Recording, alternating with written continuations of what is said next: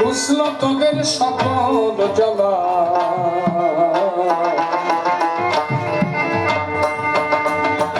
ননদীরে মুসল কুলের কালি কলঙ্কিনী রাই বলে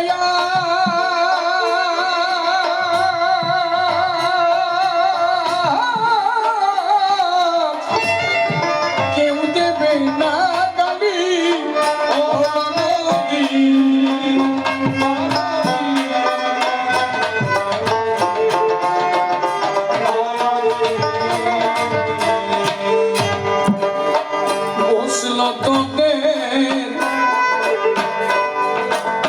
ঘুষল তোদের সকল জ্বালা মুসল কুলের কালি অনেক কলঙ্কিনী রাই বলে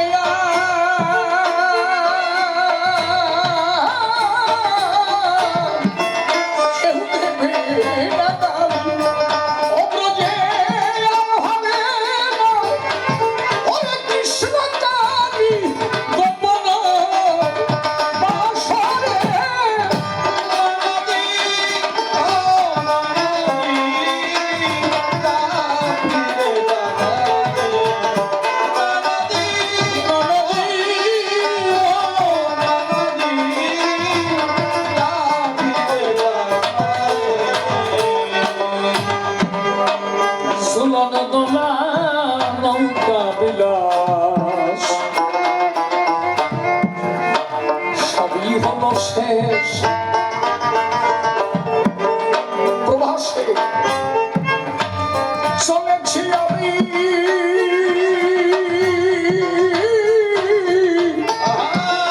যেথায় বন্ধুর দেশ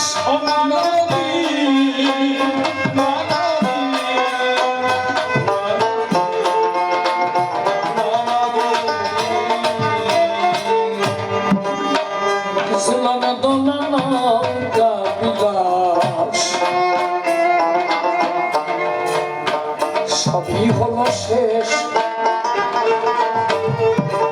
প্রবাসে চলেছি আমি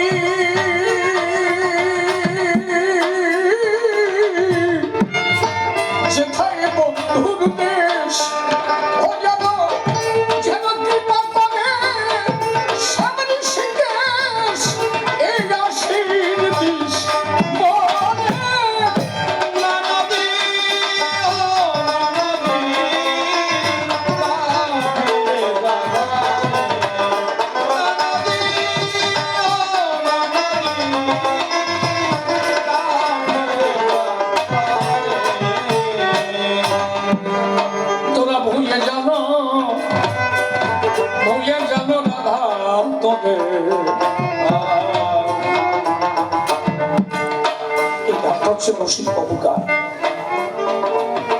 আজ থেকে বহুদিন পুরাতন গান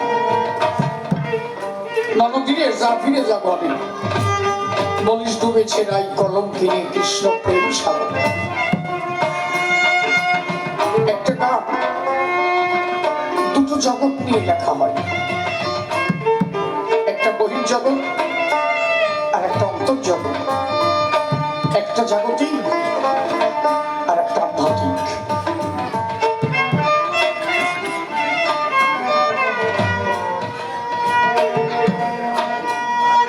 এই গানটা হচ্ছে মানুষের জীবনের শেষ পরিণতির গান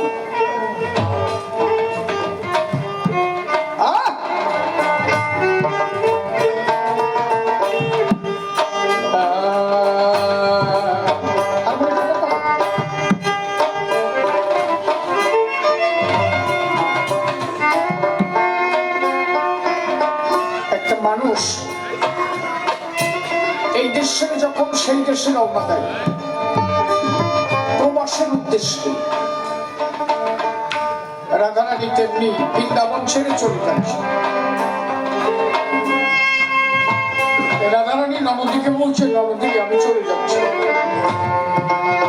আর তোদের সাথে আমার দেখা হবে না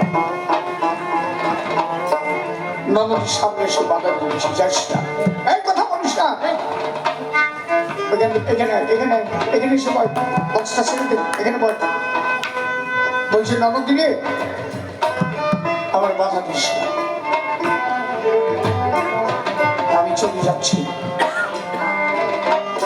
আমি বন্ধুর কাছ থেকে এসেছিলাম, আমার বন্ধুর সঙ্গে মিলন হব বলে যাচ্ছি। নদী বলছে কুলের বউ কুল ছেড়ে গেলে আর কুলে আসা যায়? রাধারানী বললেন আমি অকুল সাগরে কোন বিষয়ে ছিল, আমার আর কুলের ভয় নাই। রাধে, একবার যে অকুল সাগরে কুল বিষয় থাকার কুলের ভয় থাকে, আমি আমার গোবিন্দ সাগরে কুল বিষয়ে ছিল, আমার আর কুলের ভয় নাই। নদীর সামনে এসে ডাকে বলছে ফিরে যা, যাস না। রাধারানী বলছে আমার ভালো চাস? বলে আমার যদি ভালো চাস আমার কথা নিবি? আমি বন্ধুর উদ্দেশ্যে রওনা দিচ্ছি, আমার মাথায় চরণ ধুলো দিয়ে আশীর্বাদ করে দে, আমি বন্ধুর কাছে গেলে বন্ধু যেন আমার ফিরায় না দেয়।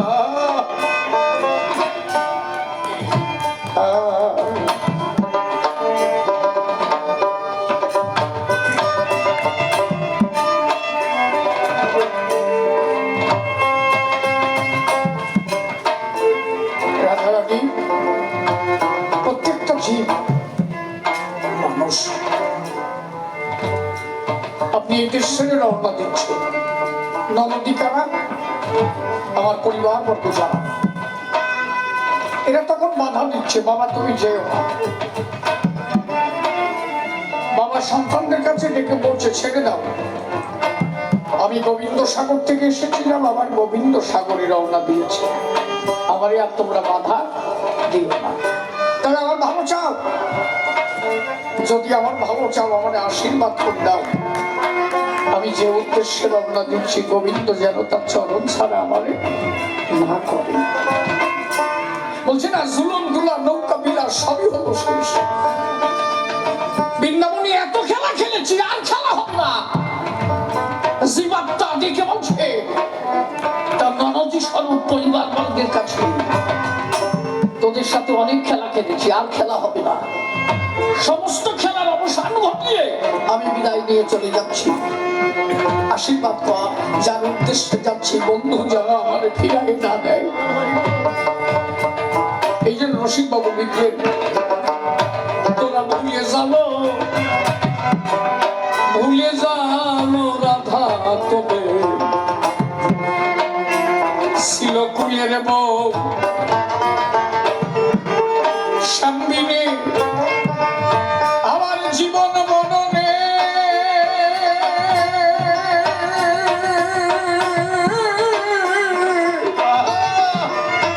বন্ধু নাই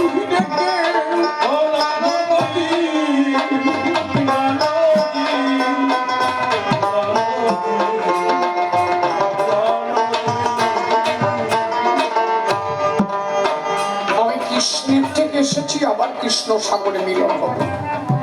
এখন বলতে গোবিন্দ ছাড়া আমার আর কেউ, এসেছিলাম একা, যেতে হবে আমার,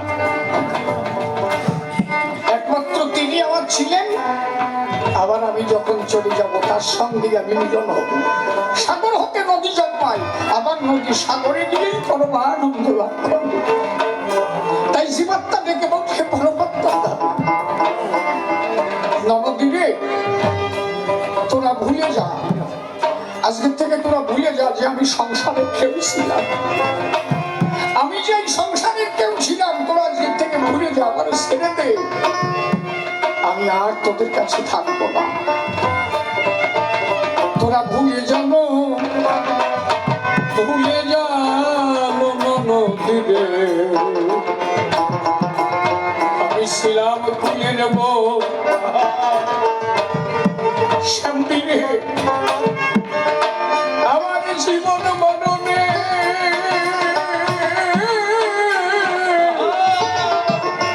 বন্ধু নাই ও যার কুলে লাগে, ওরে কুলে ঢেউ খুলে দিতা, ওরে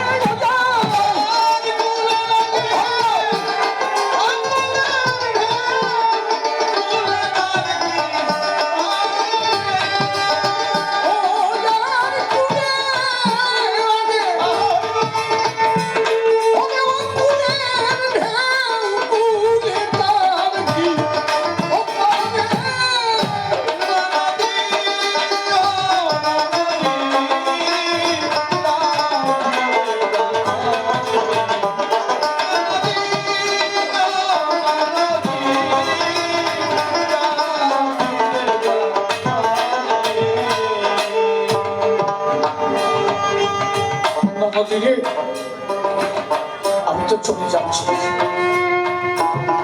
কোন সাধু গুরু বৈষ্ণব যদি দেহ ত্যাগ করে,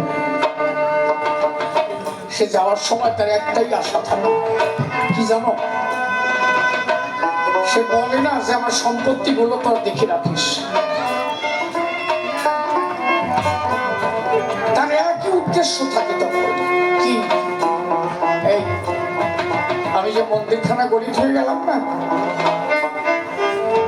গোবিন্দ মন্দিরে যে রাধা গোবিন্দকে বসায় রেখে গেলাম না, আমি চলে যাচ্ছি এটা ঠিক। আমার বিদায় বেলা তোদের কাছে এইটুকু নিবেদন থাকলো, আমি চলে যাওয়ার পরে আমার গোবিন্দ মন্দিরে যেন সন্ধ্যা প্রদীপ বন্ধ না হয়। আমার হয়ে তোরা আমার গোবিন্দ পূজা দিস, যেন কোনোভাবে গোবিন্দ পূজা বন্ধ না হয়। রাধারানী তাই বললো, নরদিনী আমি তো বৃন্দাবন ছেড়ে চলে যাচ্ছি, আমি যাওয়ার পরে তোরা আমার গোবিন্দ পূজা বন্ধ করিস। আমার বিদায় বেলা ননদী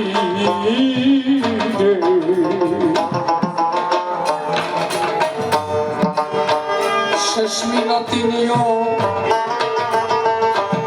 তোমরা আমার হয়ে আমার স্বামীর কুঞ্জে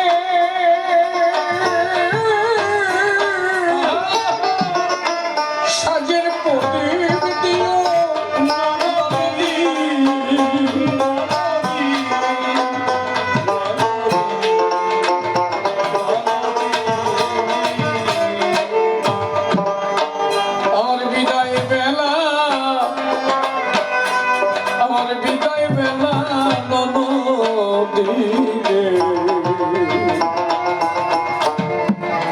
শেষ মিনতি নিও,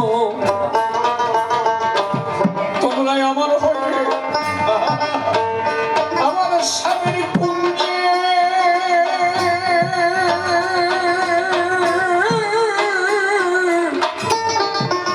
সাজের প্রদীপ দিব। এদিন রসিকদার ওরে আমায় রাখিলা চরণ সেবা তোরে।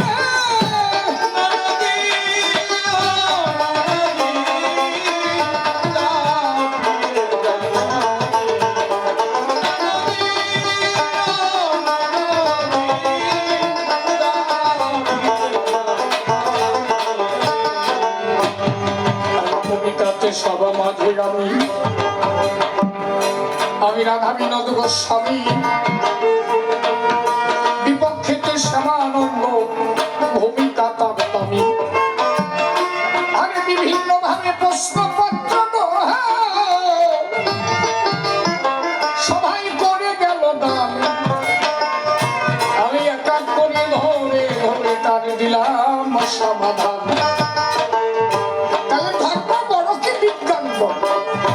আমি বললাম সবার ঠাই ধর্মের উপরে এ পৃথিবীতে আর তো কিছু নাই। যেখান থেকে বিজ্ঞান শেষ, সেখানে ধর্মের হয় সূচনা। ও বলো বিজ্ঞানী প্রভুতা বোঝে না, যেখানে গিয়ে বৈজ্ঞানিক কিছু পারে না, যেখানে গিয়ে বিজ্ঞান শেষ, সেইখান থেকে ধর্মের সূচনা হয়। আমার কথা বুঝে যাচ্ছে কবে? যদি বলেন কেমন? একবার ভারতবর্ষ প্রদক্ষিণে আসলেন ইউএসএ, উনি প্লেনের পাইলট ছিলেন, প্লেন চালাতেন। উনি ভারতবর্ষে এসে ভারতবর্ষে বৃন্দাবনে গেল, গোবিন্দ মূর্তি দর্শন করে বললো ইনি কে? বলিনি ভগবান। বলিনি কি পারে? বলে মানুষ মরে গেলেও ইনি জীবন দিতে পারে, জীবন দিতে পারে। তাই বলি মানুষের মৃত্যুকালেও যদি তার স্মরণ নেয়, যদি গোবিন্দের শরণাগত হয়,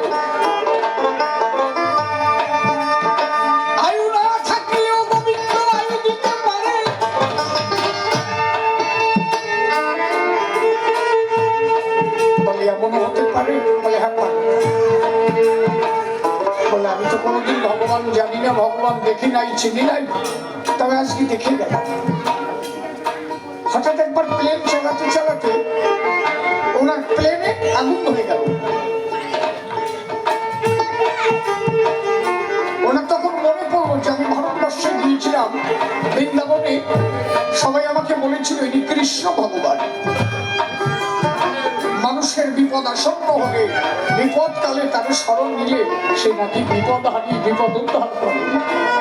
তখন ওই প্লেন থেকে ঝাঁপ দেওয়ার সময় বলেছিল, তুমি যদি গোবিন্দ হও, তুমি যদি জীবনের জীবন হও, তুমি যদি জীবন দাতা হও, আমার এই বিপদ কালে হে রাধা রাধা তুমি রক্ষা।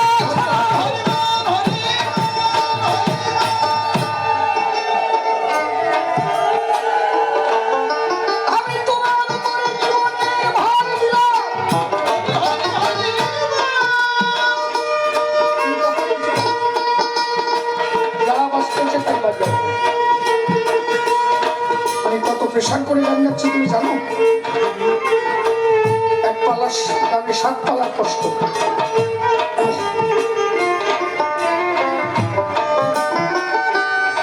ওই যে প্লেন থেকে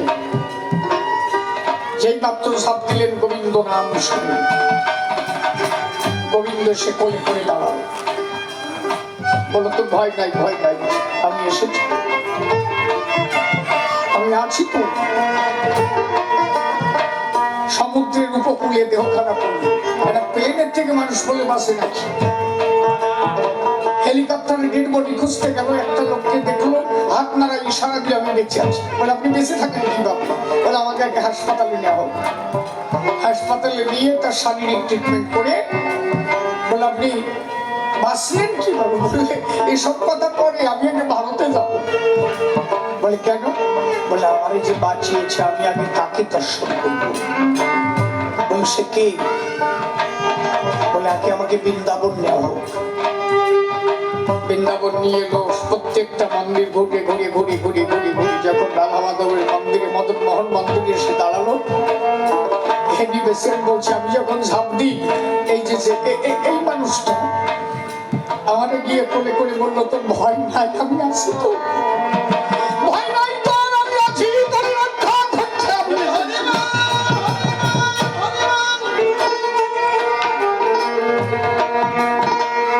সেদিন উনি আমার জীবন দিয়েছে।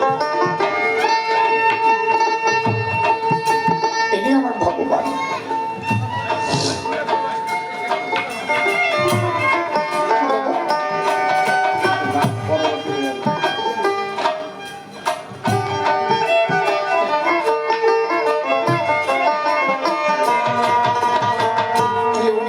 জীবন দিয়েছে। আচ্ছা আপনি বলেন তো, এখানে কোন বৈজ্ঞানিকের কোন সিদ্ধান্ত থাকবে কি? কোন প্রযুক্তি বিজ্ঞানের কোন সিদ্ধান্ত এখানে দাঁড়ায় না, বাস্তবিকভাবে। আরে আজ থেকে 40 বছর আগে আটলান্টিক মহাসাগরে এলিস নাম করে একটা জাহাজ ডুবে গেল।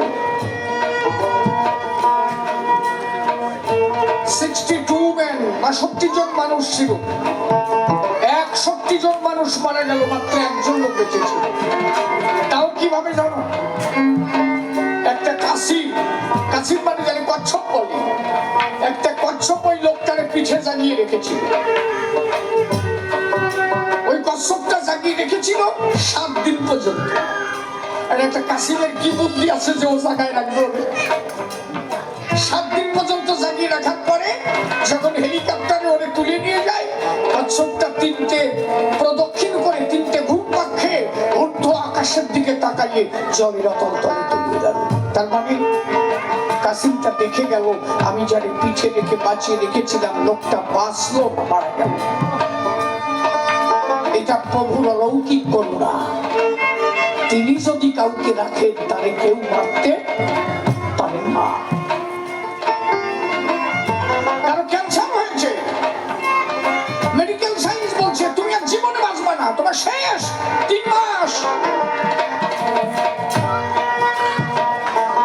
যদি কোনো ডাক্তার ভালো থাকে, সে ডাক্তার দিয়ে বলে তাকে যদি কোনো ধর্মগুরু পাও ধর্মগুরুর কাছে গেলে তার বাণী পেলে হয়তো তুমি ভালো হয়ে গেলেও যেতে পারো। কত ক্যান্সার পেশেন্ট আছে যারা সাধুগুরু মহাজনের কাছে গিয়ে আজও তারা বেঁচে আছে। আপনাদের কল্যাণী সীমান্তে সোনা গোসাই 22 বছর বয়সে ক্যান্সার হলো, গলায় ক্যান্সার, খাওয়া বন্ধ হয়ে গেল, বলো ইনি আর বাঁচবে না, ছেড়ে দিল হাসপাতাল থেকে। হরিগুরুচাঁদের নাম শোনা আছে না? মতুয়াদের জানা আছে তো? এই মতুয়াদের মধ্যে তখন একজন গোসাই ছিল, মনীন্দ্র গোসাই, মণি গোসাই বলতো, পেয়ালি ওই মণি গোসাই তখন বেঁচে আছে। মণি গোসাই সোনা গোসাইকে বললো কি, ওই সোনা গোসাইকে মণি গোসাইয়ের কাছে নিল। মণি গোসাই বললো কি হয়েছে? বলে ক্যান্সার হয়েছে বাবা, কিছু খেতে পারে না। বললো তোর বাঁচবে না? বলে বাঁচবে। বলে মেডিকেল সায়েন্স বলেছে বাঁচবে না। বলে ও যা পারে না আমরা তা পারি। বলে ও যদি আমার ভাগ্য রক্ষা করতে পারে। বলে কি? বলে আজকের থেকেও বাড়ি যাবে, প্রতিদিন সন্ধ্যাবেলা ও ঠাকুর পুজো দেবে, হরিগুরুচাঁদের পুজো দেবে, আর ওর মা বাবার চরণ ধৌত জল ভক্তি ভাবে খাবে। যদি 3 মাস করতে পারো বেঁচে যাবে। 22 বছরে ক্যান্সার হয়েছে, এখন 60 বছর বয়স, এখনো বেঁচে আছে। তার হাজার হাজার শিষ্য ছেলে চেনা আছে না? ওই লোক শ্রেণী সোনা গোসাই এই কল্যাণী সীমান্তে পারে। হাজার হাজার প্রমাণ আছে যেখানে সায়েন্স কিছু করতে পারে না, সেখানে ধর্ম তার জীবন দিতে পারে। এই জন্য দাঁড়ায় বলি তোমরা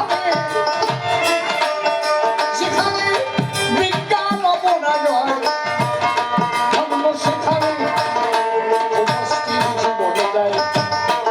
এই জন্য ধর্ম শ্রেষ্ঠ বলি তোমরা শোনো যেমন, তবে বিজ্ঞান খারাপ না। শোনো তুমি ওহে বাচ্চা ধর্ম, তোমরা মানুষের উপকার করো, সমাজ কল্যাণ করো, এটা ধর্মেরই কাজ হয়। তাই ধর্ম বিজ্ঞানের মিলন হলে দেশ আরো উন্নতিতে যায়।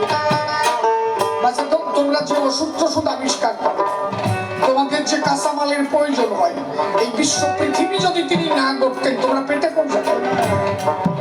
চন্দ্র সূর্য গ্রহ তারা আকাশ বাতাস নদ নদী এত কিছু,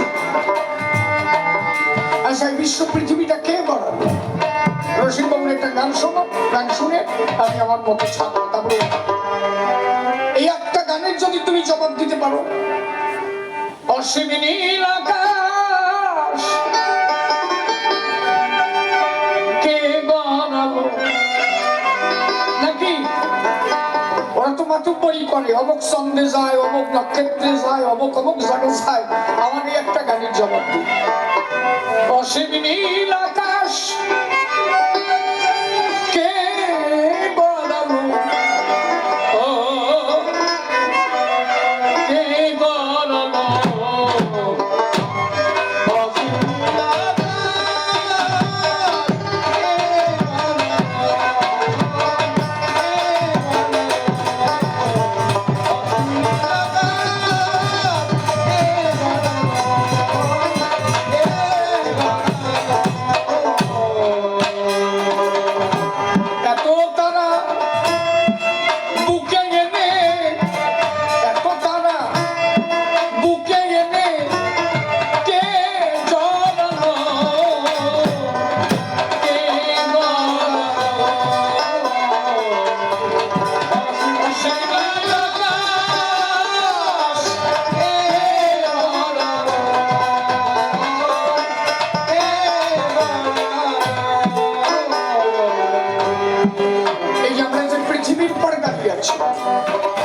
এই পৃথিবীর থেকে যে সূর্যটাকে দেখা যায় 13 লক্ষ গুণ বড়। পৃথিবীর থেকে সূর্য 13 লক্ষ গুণ বড়, 1 লক্ষ না 13 লক্ষ গুণ বড়। ভাবার বিষয় না? আর যে নক্ষত্রগুলো দেখা যায়, তারাগুলো দেখায়, তারা কয়েক লক্ষ গুণ বড় সূর্যের থেকে। কয়টা খবর জানো মনীষ? খালি মঙ্গল গ্রহে যাও আর ওই যে চন্দ্রে যাও, আর খবর পানে যাও নাকি? কথা কোনটা কেন নাকি? কথা বোঝে না, বোঝে না। কি পারে আমার একটু পাও তো, আসতে পারে মোটে শরীরা বুঝে না, এরা কি পারে আমার কম। লোকজন তো আস্তে আস্তে দেখ বাড়তিছে, যাক ভালো হচ্ছে। আমি ভাবছিলাম এর মোটে ফিরি যায় নাকি, লোকজন কিছু হয়েছে নাকি, ওই মাইকি শুনে শুনে আসতেছে মনে হয় না, ভাবছে ঘোড়া কমালি আসছে।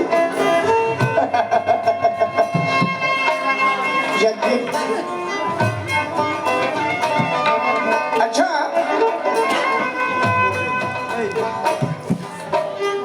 একটা বিজ্ঞান যদি সব পারত তাহলে এরা সামান্য একটু রক্ত আবিষ্কার করতে পারে না?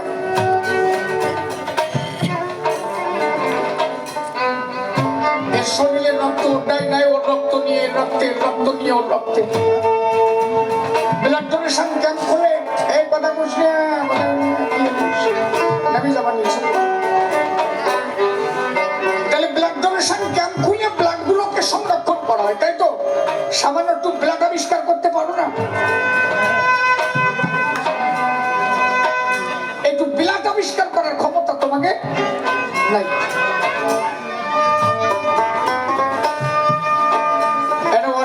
চুল ছিঁড়ে ফেলাইতে ওটা চুল আবিষ্কার করে দেখাতে পারে না? একটা চুল আবিষ্কার করার ক্ষমতা ওকে আছে নাকি? ওরা পারবে না, ওই পাটের ফিষ্ট দিয়ে একটা বানায় ফেলবে, ওই যে পাল মশাই যেমন বানায়, অরিজিনাল একটা বানানোর ক্ষমতা আছে? একজন লোক মারা যাবে, একটা চোখ উঠোই নিয়ে ওইটাকে সংরক্ষণ করে রাখবে, নিজের একটা বানাও। এত পাথর কাটি বানাতে পারো, ওই একটা বড়ি দিতে পারো না? সব খারাপ হয়ে গেলে তোমরা চশমা দিতে পারো, ভালো করতে পারো না। একটা দিব্য চোখ তোমরা দান করতে পারো না, একজন সাধু পারে। একটা কিডনি নষ্ট হয়ে গেলে আর একজনের কিডনি ট্রান্সফার করা হয়, কেন তোমরা একটা কিডনি বানায় দিতে পারো না? ও পারবা না, ও পারবা না, সে যা বানায় দিছে ওকে আর মাতুম বলি। তা তোমরা পারো নাকি? তাই কি পারো তোমরা? আর একজন সাধু যদি কোন রোগীর শরীরে হাত দেয়, ওই সাধু যদি চেষ্টা করে তার নিরোগ শরীর তৈরি করতে পারে, এটা কিছু সাধুর দ্বারা হয়।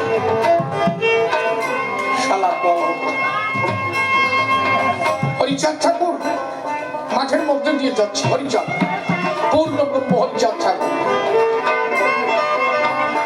এখন এক ভক্তকে মাঝখান দিয়ে সাপে কামড়ায়, জাত সাপ। ভক্ত বলছে, বাবা আমার সাপে কামড়াচ্ছে, ওই যে সাপ চলে যায়। বলে আমি মরে যাবো, জাত সাপ। বাবা ওই যে কি সাপ দাও?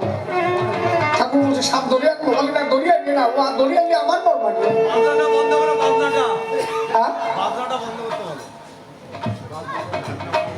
মানে একটু আস্তে বাজালে এতে আজকে কি বাজাবে? বাজাচ্ছে আস্তে। আরো তো আমি চাপিয়ে রাখছি, সেটা দেখতেছি। তো পুরে প্রায় মনে যায়। বলে বাবা আমি আর বাস করাই বিষের ঠেলায়। বলে সাপ ধরে আনি? বলে তাহলে আরো মরবানি। বলে তাই চল, এই সাপের বিষ আছে, মানুষের বিষ নাই। মানুষের থেকে সাপের জন্ম। জনাৎকার উপপত্নী মনসা, মনসার ছেলের নাম হচ্ছে আস্তিক মণি। এই জন্য কেউ যদি 3 বার আস্তিক মণি দোহাই দেয়, দোহাই আস্তিক মণি, দোহাই আস্তিক মণি, দোহাই আস্তিক মণি, তাহলে সাপে কাটে না। এই আস্তিক মণি হচ্ছে মনসার ছেলে। ঠিক বলছি তো নাকি? মহাভারতে পড়ে রাখতে বলছে মানুষের থেকে সাপের জন্ম। তা সাপের যদি বিষ হয়, মানুষের বিষ নাই? বলে বাবা তা তো আছে, কিন্তু আমার তো নাই। বলে তোর লাগবে না, আমি তো আছি। বলে চল, ভয় নাই।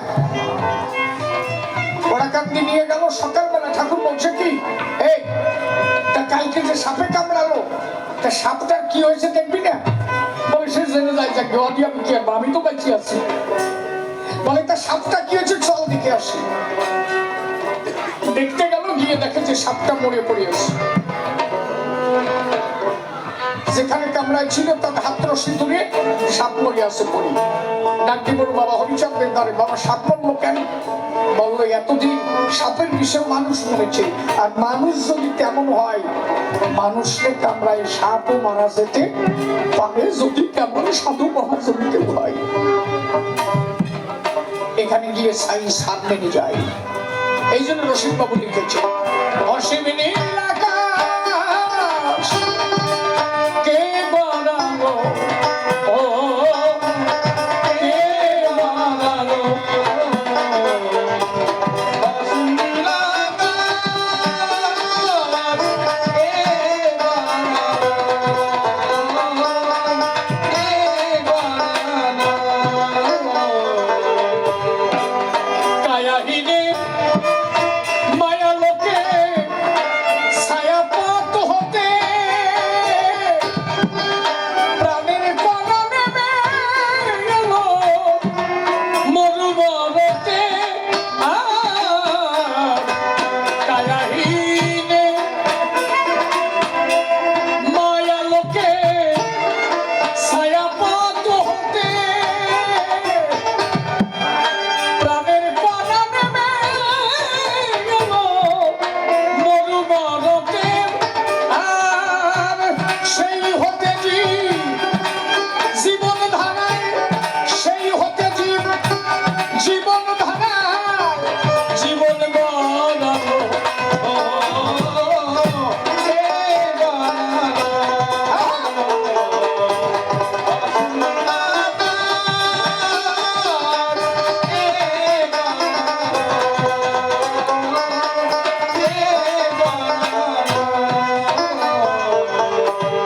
এই বিশ্বনাথের বিশ্বখানা বিস্ময়ে ভরা,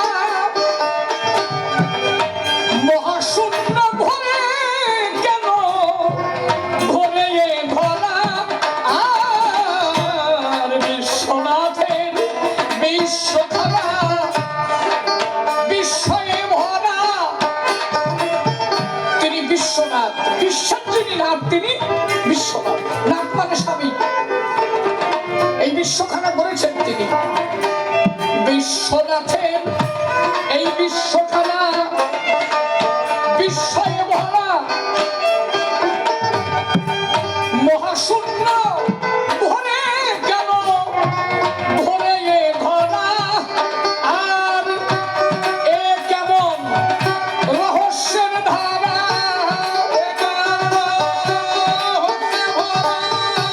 আরে কেমন রহস্যের ধারা হয়ে দাঁড়ালো, কে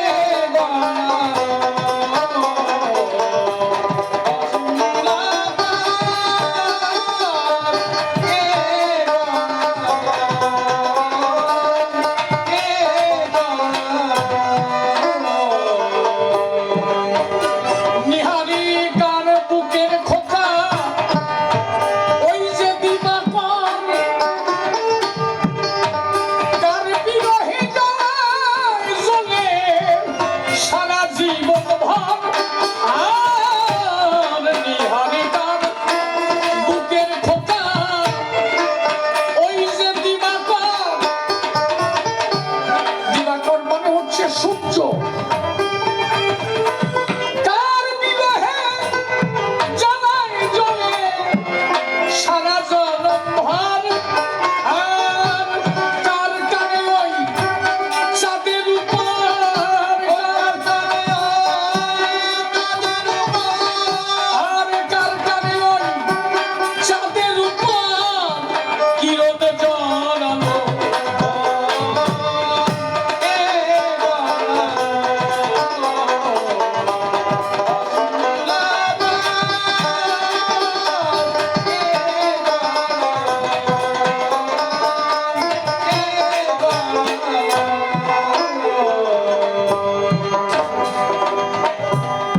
কার লাগি কার টানে ওই উল্কা ছোটে পুড়ে হতে চাই। একটা উল্কা যদি বিশ্ব পৃথিবীতে আসতো মানুষ কয়েক লক্ষ মারা যেত। পৃথিবীতে আসার আগে তা পুড়িয়ে ভস্মীভূত হয়ে যায়। এটা তার টান হয়। আমরা যে পৃথিবীর উপরে দাঁড়িয়ে আছি, এই পৃথিবী খানা ঘুরছে, এক জায়গায় স্থিতি নাই। প্রযুক্তি বিজ্ঞান তোমার অনেক বুদ্ধি থাকতে পারবে, এই প্রশ্নের সমাধান তোমার কাছে নাই। কার টানে ওই উল্কা ছোটে পুড়ে হতে ছাই, কোন তারকার কথা আলো আজও আসে নাই। আর এ রহস্য খুঁজে না পাই,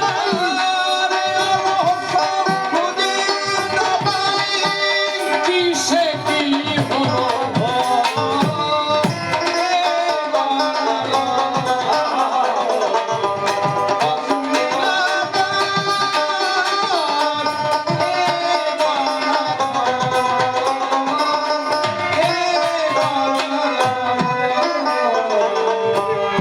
সাদের টানে জোয়ার আসে, ভাটায় সরে যায়,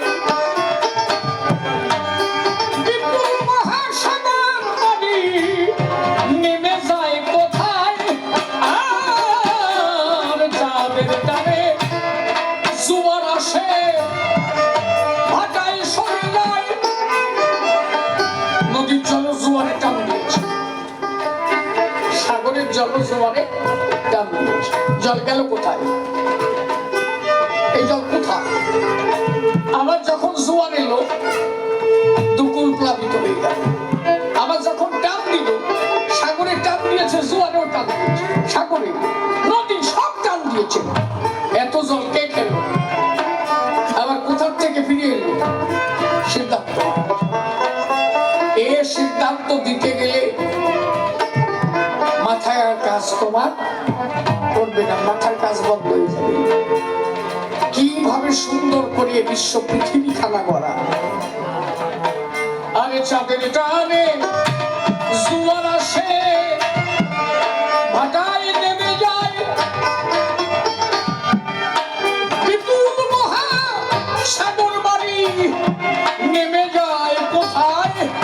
আরে রসিক জ্ঞান ক্ষুদ্র মাথায়, আরে রসিক জ্ঞান ক্ষুদ্র মাথায় বিপদ ঘটালো।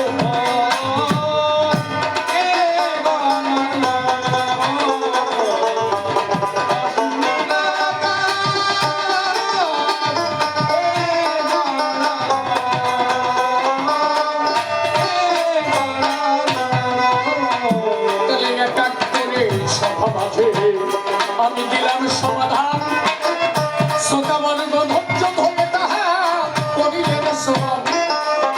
আমার বৈজ্ঞানিক ভাই সভা মাঝে তার মতো আসিবে, ওরে তাহার জবাব ধরে ধরে আবার সভা মাঝে দেবে। আমি আমার মতো ভাবের পালা সেকে দিয়ে যায়, দেখি তোমার এসে কোন ভাবে সে কোন কথা কয়। আমি তোমার আমার সভায় এসে দেব দর্শন। আসলে প্রচন্ড শীতের ভিতরে দুর্বল হচ্ছে মন, যদিও লোক ভাবাকে কথা। এই শীতের ভিতরে বুড়ো বুড়ি তারা কি আর গরমে লেপ ছাড়ে, একবার ঢুকিয়ে লেপের ভিতরে আর আসতে না চায়। কেন ভালো মন্দ সব বুঝবার সময় নাই, এই শীতের ভিতরে হালকা মানসিক বলি সমাজস্থান। কেউ এই জন্য শুনতে আসে না মধুর খবর গান, তারা ভাবে আগে বেঁচে থাকি পরে গান হবে। সামনের বছর শীত নিয়ে আবার গান পাবে, কিন্তু শীতের ভিতরে গান শুনতে গিয়ে জীবন গোড়া না দেব। তাই তো বুঝি আসলে লোক আমরা তো পাবো। তোমার কথা জমা কথায় কথায় দিলাম আমি ধরে, এক এক করে ছেড়ে দিলাম এই সভার ভিতরে।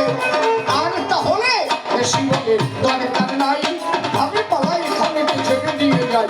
তবে আর বেশি কথা বলবো না, বলবো না, ছেড়ে দিয়ে যাবো আমার গভীর কল্পনা। বাবাজিরা করেছে যে অনুষ্ঠান, প্রত্যেকের চরণে আমি জানাই প্রণাম। ভুলভ্রান্তি আমার মার্জনা করে রেখে এই যে অনুষ্ঠান পরিবারে গেলে কত অর্থের দেখো প্রয়োজন মেলে, যারাই বলি আমি ঢাকা সবার গায়ে, এই অর্থ কি আর সহজে পাওয়া যায়? দাঁড়ে দাঁড়ে এরা দেখো পরে কালেকশন করিয়া তারা করে অনুষ্ঠান, শ্রীহরি যেন এদের পরে করলাম, দিনে দিনে এই অনুষ্ঠান যেন আরো বাড়ে, দেবানন্দে হরি হরি বারো নারী বাড়ে, দিনে মতো করে গেল হরিচন্দ্রের পায়, আর কেন দাঁড়াই বসে তো সবার গায়ে, এদিকে তো আছে না সকল চোখে তাদের বলি, এই পর্যন্ত প্রথমবারে ভাবখান্ত হলো। জয় জয় রাধা।